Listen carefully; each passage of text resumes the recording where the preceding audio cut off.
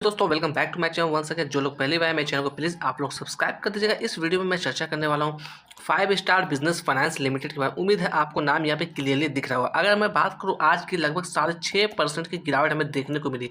इसके क्वार्टर्स के नतीजे आ गए। अगर हम लोग बात करें क्वार्टर्स के नतीजे तो काफ़ी शानदार आए हैं। उसके बावजूद देखा जाए तो इस स्टॉक्स के अंदर गिरावट हमें देखने को मिली है। अगर हम लोग बात करें रुपीज़ के अंदर तो लगभग 48 रुपये की गिरावट इस स्टॉक्स के अंदर आज के दिन देखने को मिली। अगर दिन का हाई की हम लोग बात करें 759 रुपये का हाई बनाया। अगर वही लो की हम लोग बात करें 700 रुपये का लो बनाया। वहीं पर अगर हम लोग बात करें क्लोजिंग प्राइस की तो ठीक अपने लो से ऊपर क्लोज होता हुआ दिख रहा है। 705 रुपये के आसपास की इसकी क्लोजिंग हमें देखने को मिल रही है। तो कुछ चीज़ों को हम लोग चर्चा करते हैं। उसके लिए मैं लेकर आया हूँ आपको टिकट टिप के वेबसाइट पे। मैं जो भी डाटा आपका शेयर कर रहा हूँ सारा डाटा पब्लिकली अवेलेबल है। आप चाहते हैं तो खुद से भी चेकआउट कर सकते हैं। सबसे पहले परफॉर्मेंस की बात करें तो परफॉर्मेंस यहाँ पर लो नजर आता हुआ दिख रहा है। वैल्यूएशन की बात करें तो वैल्यूएशन भी हाई नजर आता हुआ दिख रहा है। ग्रोथ की बात करें तो ग्रोथ यहाँ पर लो नजर आता हुआ दिख रहा है। अगर एंट्री पॉइंट की बात करें तो यहाँ पे गुड नजर आता हुआ दिख रहा है। बट मेरे हिसाब से आपको अपने फाइनेंशियल एडवाइजर से बात करना चाहिए, तभी किसी तरीके का डिसीजन लेना चाहिए इस स्टॉक्स के अंदर। अगर मैं बात करूँ इसके अंदर फोरकास्टिंग क्या आती हुई दिख रही है तो यहाँ पर देखिएगा 10 एनालिस्ट ने इसे कवर किया है। देखिएगा यहाँ पर 10 एनालिस्ट ने इसे कवर किया, 80% की रिकमेंडेशन आती हुई दिख रही है। अगर मैं बात करूँ रेड फ्लैग जोन के लिए तो ये स्टॉक्स ना ही एएसएम के अंदर लिस्टेड है ना ही जीएसएम के अंदर लिस्टेड है, जो कि एक अच्छी बात निकलती हुई आ रही है इस स्टॉक्स के लिए। अगर मैं बात करूँ यहाँ पर म्यूचुअल फंड की होल्डिंग के बारे में पिछले क्वार्टर से क्या कुछ चेंजेस यहाँ पर देखने को मिली है या नहीं मिली है। अगर मैं बात करूँ मार्च 2025 के अंदर 5.65% की होल्डिंग है म्यूचुअल फंड के पास। रिटेलर्स की बात करें लगभग 10.68% की होल्डिंग है। एफआईएस की बात करें जब शानदार होल्डिंग इसके पास नजर आती हुई दिख रही है, लगभग 58.75% की होल्डिंग है। मैं ये जो डाटा शेयर कर रहा हूँ ये मार्च के क्वार्टर का मैं शेयर कर रहा हूँ, यानी कि क्वार्टर 4 की बात कर रहा हूँ। अगर दिसंबर से हम लोग कंपेयर करने की कोशिश करें क्या चेंजेस देखने को मिली तो यहाँ पे देखिएगा जहाँ पर दिसंबर के अंदर यहाँ पर म्यूचुअल फंड के पास 5.75 है तो मार्च के अंदर 5.65 निकलती है। अगर बात करें तो 0.10% की माल की अंदर कमी देखने को मिली, यानी कि छोटी मोटी क्वांटिटी यहाँ पर म्यूचुअल फंड ने कम की है। अगर मैं बात करूँ रिटेलर्स की तो यहाँ पर देखिएगा रिटेलर्स ने मार्च 2025 के अंदर अपनी स्टेक बढ़ाई है।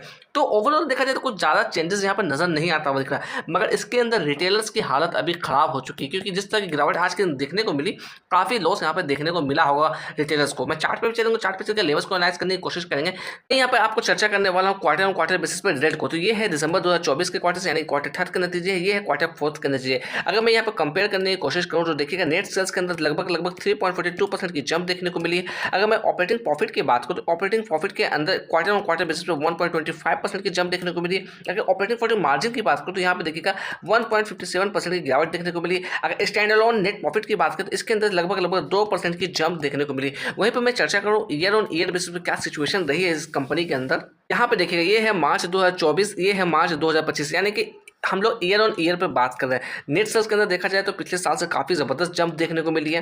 अगर मैं बात करूँ यहाँ पे ऑपरेटिंग प्रॉफिट की तो ऑपरेटिंग प्रॉफिट के अंदर भी काफ़ी अच्छी चेंजेस देखने को मिली है। अगर मैं बात करूँ यहाँ पे ऑपरेटिंग प्रॉफिट मार्जिन की तो यहाँ पे स्लाइटली 1% डाउन नजर आता हुआ दिख रहा है। अगर ओवरऑल हम लोग बात करें ईयर ऑन ईयर बेसिस पे तो नंबर्स काफ़ी शानदार यहाँ पे देखने को मिले। बट वही कंपेयर करें हम लोग क्वार्टर ऑन क्वार्टर बेसिस पे तो जो एक्सपेक्टेशन था, जो बाजार के दिग्गज खिलाड़ी हैं उनके एक्सपेक्टेशन के हिसाब से ये नंबर्स कहीं ना कहीं जस्टिफाई नहीं कर पा रही है। इस वजह से मे भी कहीं ना कहीं गिरावट देखने को मिली है। मैं किसी भी तरह का सिक्योरिटी की बात नहीं कर रहा हूं। अगर मैं बात करूं आज के दिन बाजार के अंदर भी थोड़ी बहुत गिरावटी वाली सिचुएशन रही थी तो मे भी इसका भी प्रेशर कहीं ना कहीं इस स्टॉक्स के अंदर देखने को मिल रही है। मैं चार्ट पे चलूंगा, चार्ट पे चलकर लेवल्स भी आपको एनालाइज करने की कोशिश करूंगा।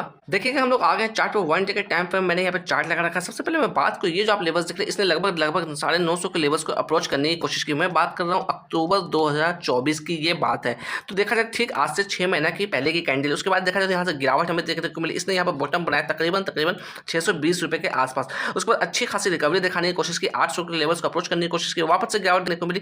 ठीक इसी लेवल के आसपास इसने सपोर्ट बनाने की कोशिश की। मैं यहाँ पे दिखाने की कोशिश करूंगा, थोड़ा सा मैं आपको जूम इन करके दिखा दूं तो ये देखिए इस लेवल के आसपास इससे बार बार सपोर्ट बनाने की कोशिश की। तो ये जो आप लाइन देख रहे हैं ये हमारी बाइंग एक्टिविटी एरिया है। अगर इस लेवल्स की हम लोग बात करें ये भी एक बाइस एक्टिविटी है। ये जो आप पैटर्न देख रहे हैं मैंने इंडिकेटर के हेल्प से निकाला। ये जो लेवल्स देख रहे हैं यहाँ पर सेलिंग एक्टिविटी देखी गई थी, यानी कि कहीं ना कहीं सेलर्स की यहाँ पे एक्टिविटी ज्यादा हुई थी।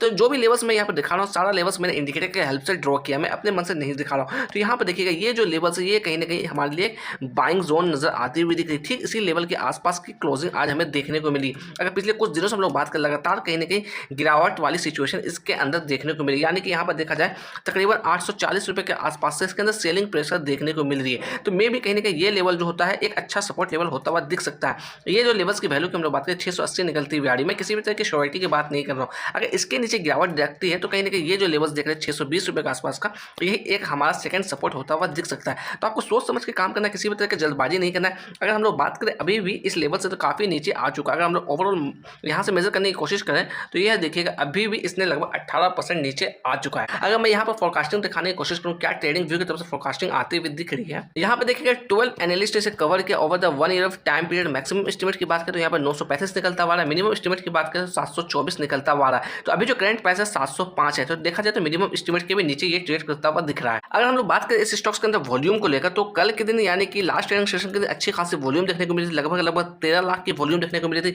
वहीं पर मैं बात करूँ डिलीवरी और परसेंटेज की, तकरीबन 44% की डिलीवरी इसके अंदर उठाई गई थी।